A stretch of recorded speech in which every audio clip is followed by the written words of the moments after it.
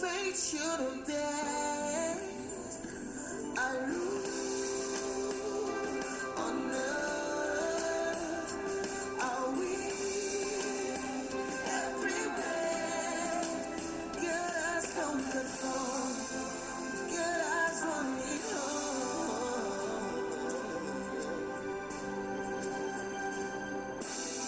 You're listening to Dominion Voice by Pastor Lanre, Ajanaku.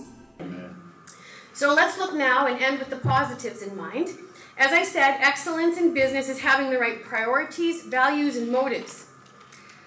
An interesting study I recently read in Forbes magazine suggests that 8 characteristics to excellence in business would be action taking, so not just talking about it, but doing something about it.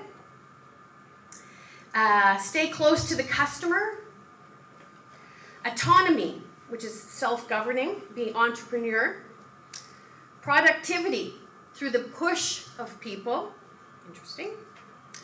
Clear and compelling values. Focus on what you do best. Interesting. Operate with a lean staff. Find balance between having enough structure without the structure overtaking you. That was in Forbes magazine.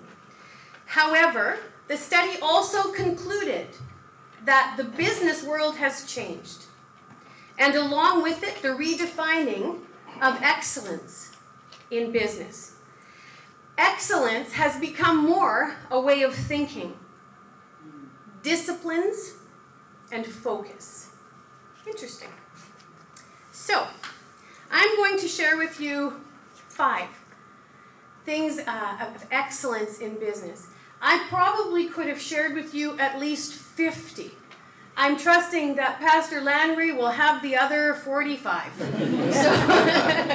But there's so much to excellence in business. And so I tried to share what I felt helped us to reach that pursuit of accomplishing some excellence in our business. Number 1, start with the end in mind. This encompasses a lot. I'm aware of that.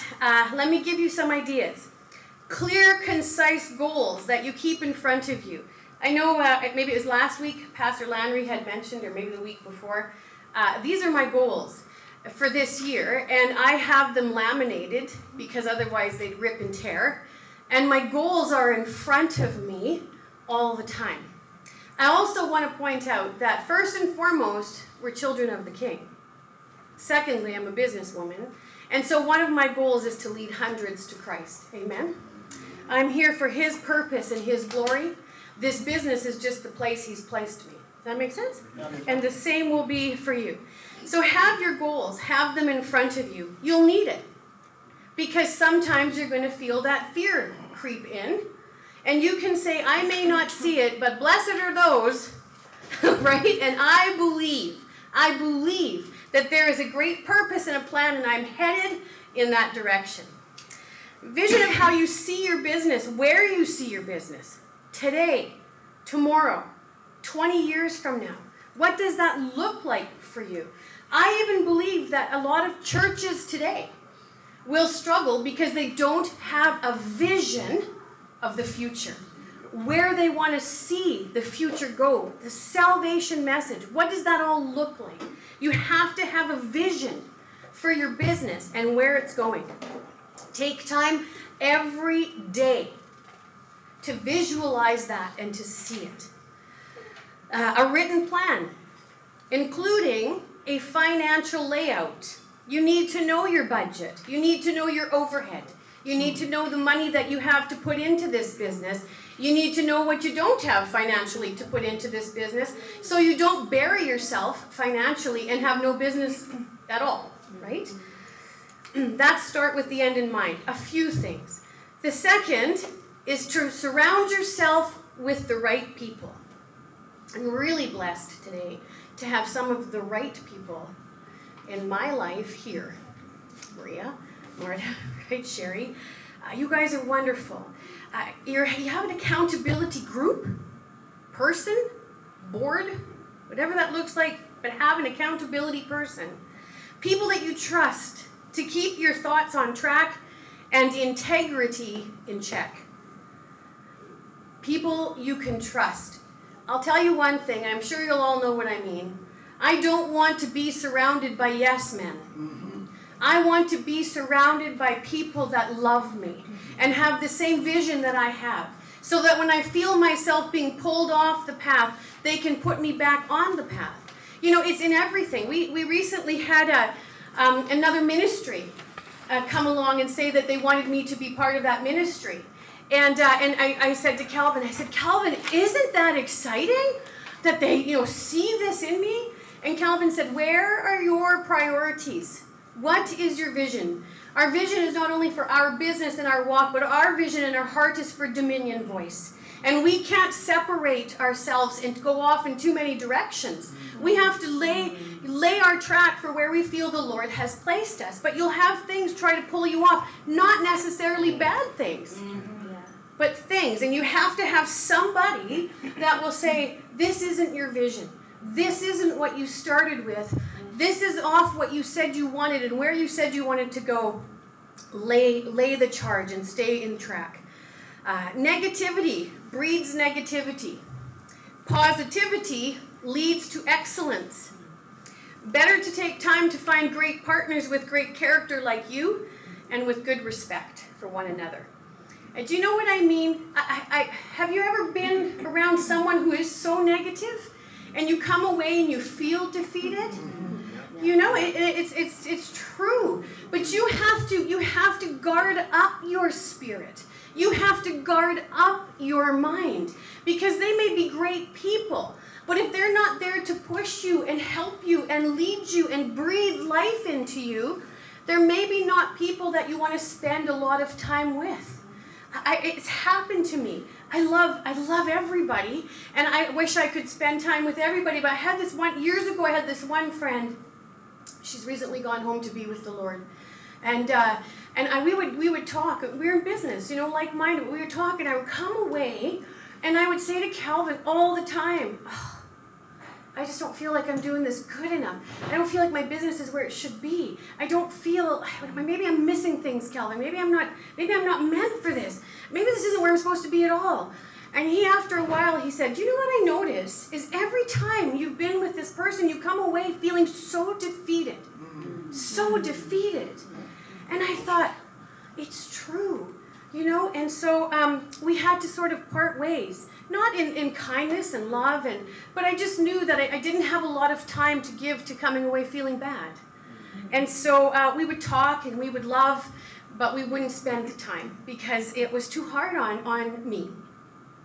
On the flip side of that, be the person that encourages. Be the person that encourages. People need it. This world is hard enough. Amen? Okay, number 3. Your passion will always be your purpose. Your passion will always be your purpose. So, for example, if I took Solomon, who's incredibly wise, he's very smart, he's gifted in IT, I have admiration for Solomon because I have none of it, right? But if we said to Solomon, you're going to open up a ballerina school, you get my point. Would that school be very successful?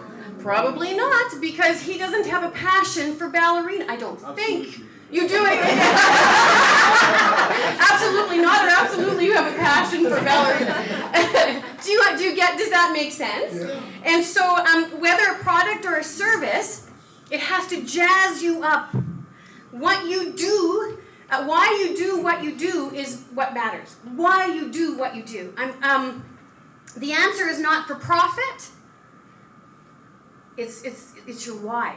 It's the core of who you are, your passion. Why do you do what you do? Not for profit, because it's your why. It's your passion. Simon Sinek, has anybody ever heard of him? Yeah.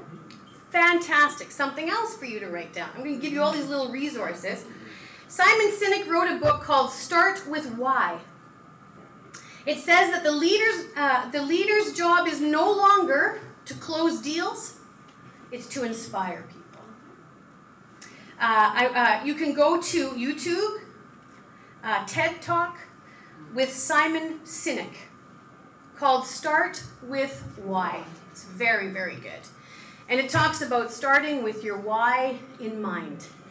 Why am I doing this? Why do I want to do this? What is my passion for doing this? Because if you don't have a deep-rooted passion for your business, you will not be successful. We talk often of Joshua, and you've shared about what you do and your passion for it. And that's why it's a successful business, because his heart is for those kids. And so you have to have that passion. When the Lord told me to go into the financial business, I thought, okay, Lord, I know that you're all knowing, but you missed it on this one. And it is, you have got the wrong person. Because I'm a teacher. And I hated math and all of the stuff that went with that, right? And then all of a sudden, the Lord placed me in this financial business. But I get it. Because my why isn't to teach about or to talk about numbers and math, but my why is to teach and educate people. Because we are a world today that is hurting financially. And I love people. And I love to teach. So if I can go and sit with even one person and help to change their life, I've made a big difference. I used to say to Kelvin, I don't go to bed at night having sold somebody a nice pair of shoes and feel accomplished, but now when we go to bed at night, we cry, we laugh, we talk about the lives we've touched and the people's lives we've changed. That's my passion. That's my why. And that's why we're successful, because it's our passion. Number 4, you have to market you. Self-promote. I have to go fast, right, hon? Okay. Know your business. Know key statistics about your business, and have a quick 15-second pitch, polished to go. We call it an elevator speech. So if somebody said to you, what do? You have to be able to just quickly say, this is what I do. Because you can't go into a long, drawn-out thing, right? But something that will engage people and want people to get to know you better and what it is that you do. Network and network, network. You never know where you can meet people and the relationships that you can forge and where those relationships can take you. Not just in business, but maybe for the Lord's kingdom. Become a connector. Look for people who can teach you to further your vision because they share a common vision and purpose with you. I would sit down for coffee with people that were starting businesses. I wanted to know what they did. What were their thoughts? Where was their mind at the time, right? Market with people. Network with people. And my last one is integrity. Our team name in our office is called HIT. Stands for Higher Integrity Team. This to me is the most important practice in business, ministry, and in life. Defined as the quality of being honest and having strong moral principles. Do what you say. Provide what you promise. Deal with people straightforward and never compromise what you believe to be true. Be trustworthy, honest, and kind. Always taught my kids this, and I know you've heard this saying before. Treat others the way you want to be treated. Yeah. But I taught my kids, don't just treat people the way you want to be treated. Treat them better. The word would say to us in Philippians 1:27, conduct yourselves in a manner worthy of the gospel of Christ. There's so much more that I could stand up here and say, but I'll leave you with that. But I want to leave you with one thought. From 1 Corinthians 9:24 to 27. Do you not know that in a race all the runners run, but only one gets the prize? Run in such a way as to get the prize with excellence. Everyone who competes in the game goes into strict training. They do it to get a crown that will not last, but we do it to get a crown that will last forever. Therefore, I do not run like someone running aimlessly. I do not fight like a boxer beating the air. No, I strike a blow to my body and make it my slave. My mind, my fears. Make it my slave so that after I've preached to others, I myself will not be disqualified for the prize. Thank you for letting me share.